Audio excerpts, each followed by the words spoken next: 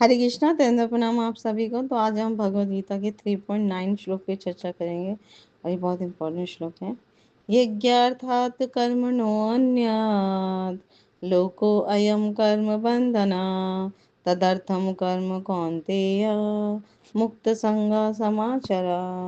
अनुवाद तथा तात्पर्य श्री प्रभुपाद जी के द्वारा श्री प्रभुपाद की जा।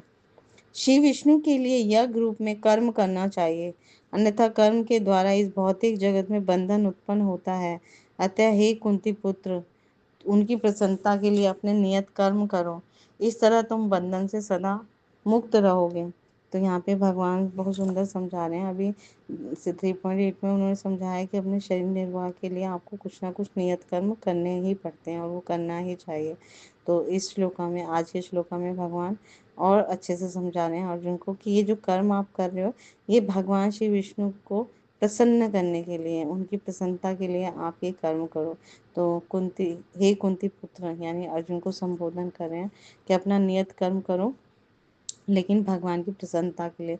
तो अगर ऐसे कार्य करोगे तो तुम हमेशा बंधन से मुक्त हो जाओगे, क्योंकि हर कार्य जो है श्री विष्णु के प्रसन्नता के लिए करना चाहिए, नहीं तो इस भौतिक जगत में वो बंधन का कारण बनता है।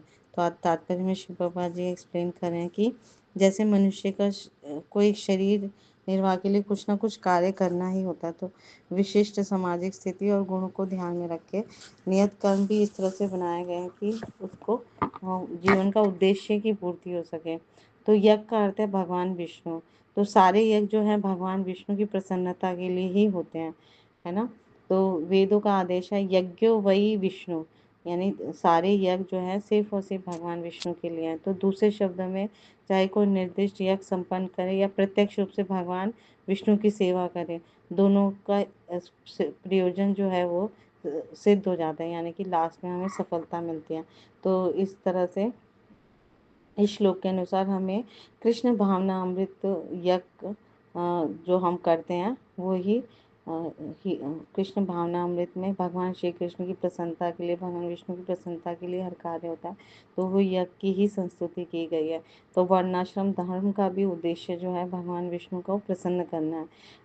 विष्णु पुराण का एक बहुत सुंदर श्लोक आता है 3.8.8, वर्णाश्रमाचारवता पुरुषेण पर पुमान।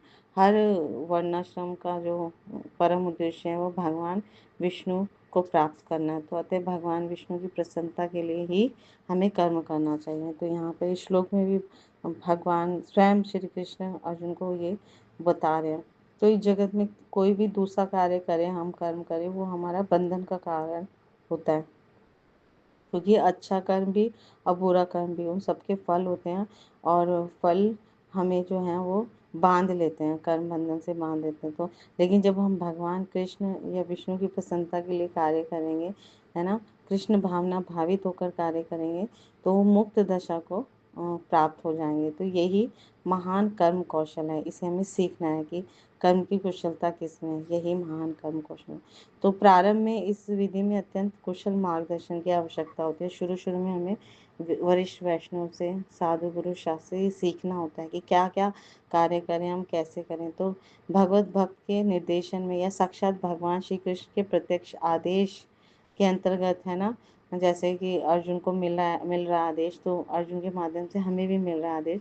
तो मनुष्य जब परिश्रम पूर्वक कर्म करता है तो उसको सफलता मिलती है। तो इंद्र तृप्ति के लिए वो कुछ भी नहीं करता, वो कुछ भी नहीं करना चाहिए, बल्कि हर कार्य जो है वो भगवान श्री कृष्ण की प्रसन्नता के लिए, उनकी तुष्टि के लिए ही होना चाहिए। तो इस विधि से न केवल कर्म के बंधन से हम बच सकते हैं, अपितु जो मनुष्य ये कार्य करेंगे वो क्रमशः भगवान की प्रेम भक्ति को प्राप्त हो जाएगा और जो उसे भगवत धाम को ले जाने वाले हैं। तो यही इस मनुष्य जीवन का परम लक्ष्य है। हमारा मनुष्य जीवन इसी के लिए मिला है कि कैसे हम भगवत प्राप्ति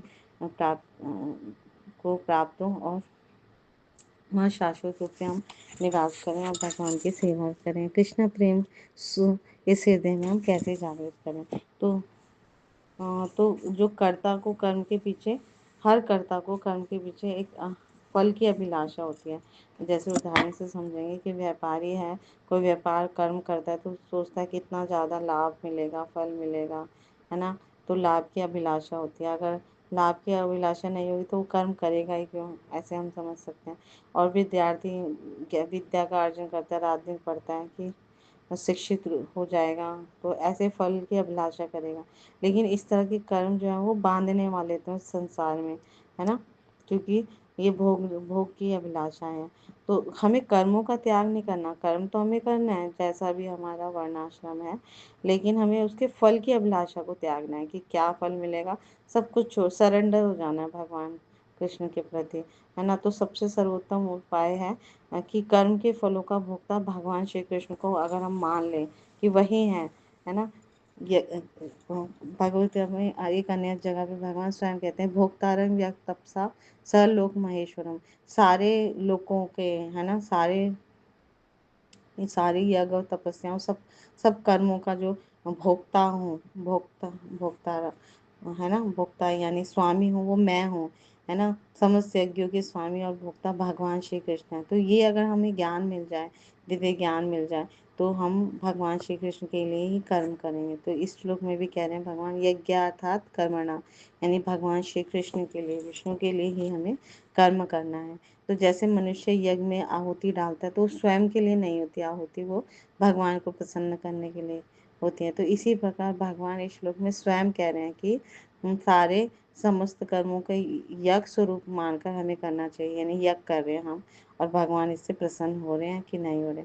तो और हमारे कार्य भी हैं शास्त्र अनुमोदित होने चाहिए, शास्त्रों के विरुद्ध कार्य करेंगे तो हम पतन में चले जाएंगे। तो कर्म बंधन से मुक्त होने का उपाय जो है वो कर्मों का परित्याग नहीं करना, यानी हमें कर्म तो करने हैं, उसका परित्याग नहीं करना, लेकिन उसके फल को भगवान को अर्पित करना है।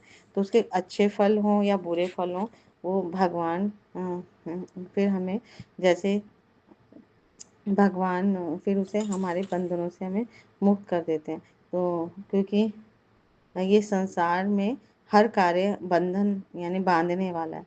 तो मनुष्य जैसे एक और अच्छे एग्जाम्पल से समझते हैं कि यदि मनुष्य कर्म करे और कर्म फलों को अन्य जीवों को यानी पशुओं को, प्रकृति को, देवी देवताओं को, यानी भगवान श्री कृष्ण के अलावा किसी और को अर्पित करे, तो ऐसा कार्य जो होता है, ऐसा कर्म उसे संसार से बांधने वाला होगा। क्योंकि सब कुछ भगवान श्री कृष्ण का है, सब कुछ आप जो कर्म कर रहे हैं या जो भी आप उसमें सामग्री उपयोग करें वो भगवान से ही आई है।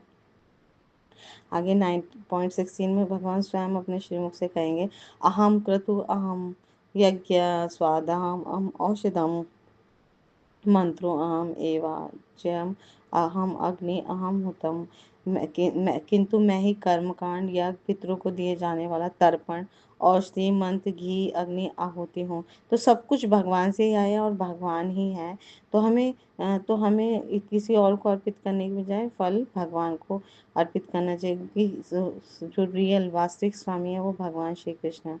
तो जो भी व्यक्ति अपने कर्म के फलों को इनका उसी उनका जो रियल स्वामी है श्री कृष्ण को अर्पित करता है, वो कर्मों के बंधन से मुक्त हो जाएगा। तो इसलिए जब हम भगवान की सेवा भी करते हैं या भगवान के लिए प्रसन्नता के लिए कोई कार्य भी करते हैं, तो वो भी हमें अर्पित करना चाहिए भगवान को। तो इससे हम अपने जीवन का जो परम लक्ष्य है उसकी प्राप्ति करेंगे और भगवत धाम को वापस चले जाएंगे। तो इस कलयुग में हमें बताया गया, हरे कृष्णा कृष्णा कृष्णा हरे हरे, हरे राम राम राम हरे हरे। तो भगवान के पवित्र नामों का जप करते हुए हम अपने सारे कार्य करें और सब कुछ सारे कर्मों के फल भगवान को अर्पित कर दें। तो अपने नियत कर्म करते करते हम भगवान के को प्रसन्न कर पाएंगे, उनकी तुष्टि कर पाएंगे और हम अपने जीवन का परम लक्ष्य प्राप्त कर पाएंगे। Thank you so much. Guru Maharaj की जय, शिव प्रभात की जय, आप सब भक्तवृंद की जय।